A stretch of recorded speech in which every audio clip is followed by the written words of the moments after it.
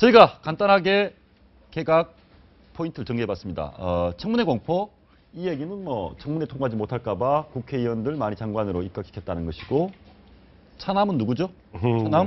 처남은 홍영표 통일부 장관, 매형 실각한 건 서승환 장관. 그 다음에 비서실장들의 입각은 유일호 유기준 비서실장 사실 아닌데 그만큼 비서실장보다 더 가까운. 친박. 최근까지만 해도 이제 국가 경쟁력 강화 포럼 총괄 간사하면서 뭐 친박의 핵심 중에 핵심이죠. 그리고 김기춘 비서실장 후임자는 6개월째 고민 중. 이 네 가지 중에 이 개각에서 가장 눈에 띄는 포인트 뭡니까? 청문회 공포인 것 같아요. 청문회 공포다. 네, 왜냐하면 지금 2월인데 내년 4월에 국회의원 선거 있지 않습니까? 예. 그러면 이번에 지금 유기준, 유일호 두 분이 지금 국회의원 입각을 했었는데 이분이 언제까지나 할까요? 예. 결국은 내년 1월쯤 사직할 가능성이 굉장히 높거든요. 예. 그러면 딱 11개월짜리 장관들인데 11개월짜리 장관이 과연 그 해당 부처를 정말로 어떤 강한 추진력을 가지고 이끌 수 있겠느냐. 사실 그게 조금 문제거든요. 일을 잘하고 못하고 상관없이 당장 분위기 반전하고 싶다. 이겁니까? 그래서 분위기 반전하려면은 왕 비서실장만 제대로 바꾸면 되죠. 왕 비서실장이다. 오늘도 보니까 마침 윤디원 수석도 그런 얘기는 했어요. 청와대 윤디원 수석 홍보수석이 일단 사의는 표명하고 대통령께서 수리하신 것으로 안다. 다만 후임 문제 때문에 조금 설 연휴 지나서라고 얘기했는데, 사실 보면 오늘 4명의 상당히 뭐 중폭이거든요. 개각이. 예. 중폭 개각을 할 정도였으면 비서실장까지 했었어야 돼요. 왜냐하니까 이미 사실 이완구 총리 지명한 1월 23일 아닙니까? 1월 23일이면 그동안 시간이 벌써 25일이 지났지 않습니까? 그러면 그동안 충분히 이번 이완구 총리가 어떻게 되면 이제 총리 인준하면은 제청을 받아서 이렇게 누구를 바꾸고, 그럼 비서실장 어떻게 바꾸고, 그다음에 특보다는 어떻게 마무리한다 하는 구상은 사실 그 사이에 다른 사람 몰라도 떠나가는 김기춘 비서실장이 그런 구상을 하셨어야죠. 이거 하나 물어보겠습니다. 그러면 지금 사람이 없어서 6개월째 고민 중입니까? 아니면 분위기 띄우려고 하는 겁니까? 그런 건 설 아닙니다. 연휴를 이렇게 분위기를 딱 고조시키는 겁니까? 그러니까 오늘 사표를 수리하겠다라고 발표한 것은 어쨌든 비서실장이 바꾼다고 하는 그 분명한 메시지를 국민들에게 주어서 예. 그 국민들에게 설 연휴 민심 동안에 분위기를 띄우겠다는 뜻은 분명히 있는 것 같고, 예. 다만 후임자를 누구로 하는가에 대해서는 대통령께서 의사결정이 굉장히 늦으시는 것 같아요. 이건 마땅치 않고 이것도 마땅치 않고 이 사람도 마땅치 않고. 동의하십니까? 뭐 그런 점도 있지만 특히 이제 이완구 총리 후보를 이제 총리로 지명하시면서 세워두셨던 그런 구상이 있을 거 아닙니까? 예. 그것이 상당히 변화가 일어났다. 변화가 그 일어났다. 과정에서, 특히 청문회 과정에서.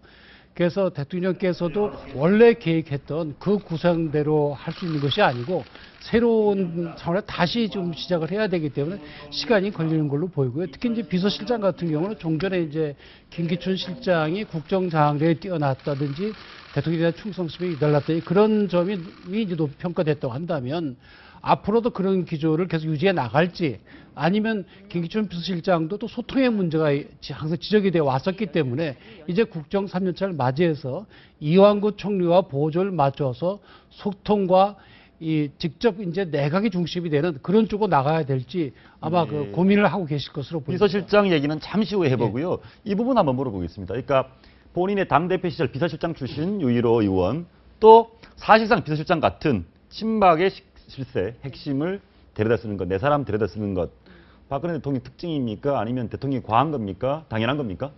어떻게 보면 당연하다고 할 수 있겠죠. 지금 상황에서 무리한 카드를 안 쓰시겠다 이런 걸로 받아들여지는데, 이 이완구 총리 카드만 돼도 사실 국면 전환용이었죠. 어떻게 보면 박 대통령이 이제 지지율이 떨어지면서 L자로 이렇게 떨어져서 잘 반등이 안 되지 않았습니까? 그래서 국면 전환용, 어떻게 보면 방탄조끼 혹은 구명조끼로 이렇게 선택을 하셨는데, 그 구명조끼가 좀 신형이 아니고 약간 구형이어서 구형이다. 네, 아니, 근데 조금 기스가 나기는 했습니다. 국면 전환하려면 본인이 데리고 있던 비서실장이나 아주 친박이 아니라 전혀 다른 사람을 데리고 와야 국면 전환이 되는 거 아닙니까? 네, 이게 대통령의 성격이나 지금까지 어떤 해왔던 행적이나 이 인사 패턴을 보시면 알 것 같아요. 그러니까 예. 그 전에 그렇게 정윤회 씨 문건 사태가 터졌을 때 국민들이나 여론에서 문고리 3인방 교체라는 얘기가 있었지 않습니까? 예. 결국은 교체 안 했지 않습니까? 김기춘 비서실장도 벌써 한 6개월, 8개월째 교체 얘기가 나왔는데 이제서 가지 않습니까? 예. 이건 뭐냐면 대통령이 모르는 사람, 편하지 않는 사람에 대한 낯가림이 굉장히 심하다는 이게 반증이거든요.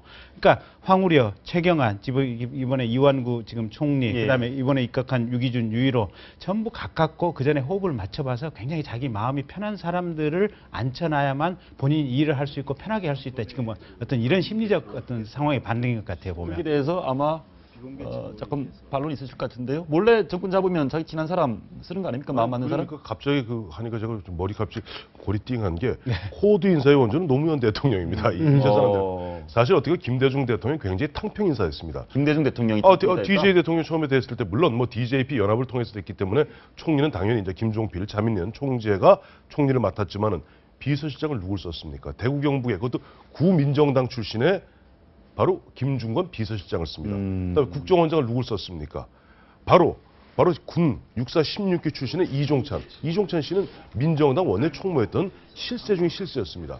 썼거든요. 그래서 어떻게 탕평하면서 능력을 갖다가 골고루 썼던 분은 김대중 대통령이고 같은 좌파 정권입니다만은 노무현 대통령 때는 물론 보면 그런 게 있어요. 정권을 잡다 보면은 5년이라는 그 짧은 기간 내에 뭔가 일을 하자면 호흡을 맞춰야 되는데 일단 맞춰서 호흡 맞추고 하다 보면 세월 다 지나거든요. 그러다 보니까 아무래도 좀 친한 사람들, 미국 같은 경우는 뭐 아칸소 옛날에 보면 그 뭐 클린턴 같은 아칸소 뭐 예. 사단이다.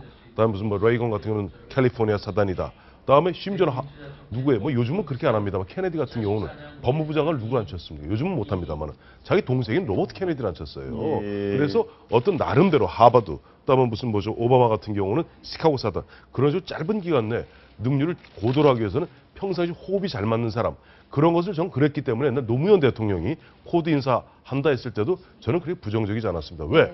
그거는 그렇게 해야만이 난국을 빨리 돌파할 수 있기 때문이죠. 네, 대통령이 자기 사람 쓰는 것 자체를 나쁘다고 할 수는 없습니다. 말씀하신 것처럼 미국 대통령들도 자기 사람을 쓰거든요. 그것을 political appointee라고 합니다. 예. 문제는 맞는 자리에 맞는 사람을 쓰느냐 하는 거죠. 미국에서 대통령 뽑을 때 나는 대통령 되고 나면 이러이러한 사람들이랑 일을 하겠다라는 걸 미리 밝히지 않습니까?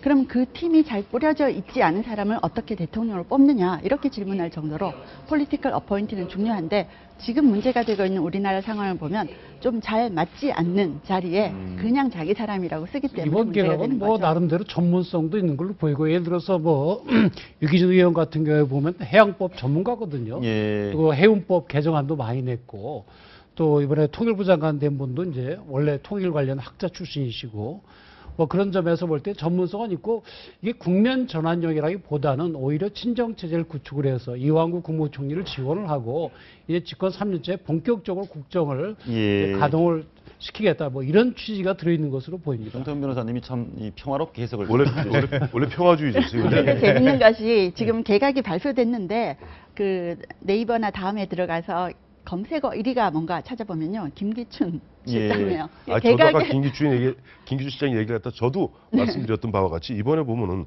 유일호 장관 같은 경우도 물론 뭐 유추성 예. 이거는 어떻게 보면 꼬십거리고 정확히 유일호 씨는 굉장히 재정 전문가입니다. 그러니까 뭐 국토교통부 장관 할 만하고요. 유기준 의원 같은 경우도 말씀하신 해양법 전문가. 해양법 우리나라에서 몇 안 가는 전문가 중에 전문가예요. 근데 임종용 이번에 맞습니다. 금융위원장은 그럼 뭡니까 기재부 차관도 했고 예. 그다음에 그 직전에 기재부 차관하고 국무조정실장을 했죠. 있었습니다. 그래서 예. 굉장히 탁월한 관료 출신이고 저는 한 가지 조금 마음에 걸리는 게 통일부 장관의 홍영표 예. 이 장관이 비서관이란 말이에요 지금. 예, 나이는 52세에 아니, 나이의 문제가 아니라 청와대 비서관이라는 자리는 굳이 따지면 1급입니다. 비서관 1급인데 차관을 띄워서 장관을 바로 올라간 거예요. 그러면 그 홍영표 장관이 모시고 있던 주철기 외교안보 수석은 지금 차관급입니다. 예. 그리고 지금 보면 그 통일부의 차관 김남식 차관이라든가 천혜성 뭐 통일실장 이런 사람들하고 연배라든지 이런 경력으로 봤을 때는 조금 보면 너무 벼락 승진이라고나 할까요? 그래서 이분이 이게 좀 떠나가는 서승환 장관의 처남이라 그러나 아니면은 누구라 그러나 해서 제가 좀 떨떠름한 게 이거는 조금 보면 우리 흔히 얘기해서 조직의 운영에 있어서 뭐 두 분 다 검사 출신이지만은 예를 들어 비유를 들자면은 보면 부장 검사를 갖다가 검사장 거치자고 바로 검찰총장으로 보낸 거하고 같은 격입니다. 알겠습니다.